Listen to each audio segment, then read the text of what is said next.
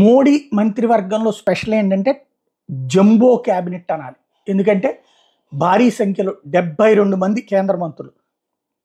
ఈ దఫా మిత్రపక్షాల నుంచి 11 మంది ఉన్నారు. అంటే ఎన్డీఏ ప్రభుత్వం అని ముందే చెప్పారు కదా, అన్ని పార్టీల వాళ్ళకి చోటిచ్చారు 11 మందికి దాదాపుగా.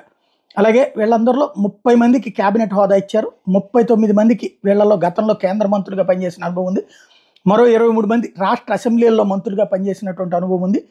27 మంది ఓబీసీ, 10 మంది ఎస్సీ, 5 చొప్పున ఎస్సీ మైనార్టీ కమ్యూనిటీలకు చెందినటువంటి వాళ్ళు ఉన్నారు. ఓవరాల్గా చూస్తే మోడీ రికార్డు ఏంటంటే 3.0 రికార్డు అని చెప్పాలా. ఆఫ్టర్ ఏ లాంగ్ టైం భారతదేశంలో మూడవసారి వరుసగా ప్రధానమంత్రి అవ్వడం అన్నటువంటి కాన్సెప్ట్ ఒక ఎత్తు అయితే, అన్ని వర్గాలని చేర్చుకుంటే మోడీ ఫస్ట్ సెకండ్ దీనికి భిన్నం ఏంటంటే జంబో జెట్ క్యాబినెట్తో పాటుగా ఇంత భాగస్వామ్య పక్షాలకి భారీ ఎత్తున అవకాశం ఇస్తూ సాగినటువంటి వైనం.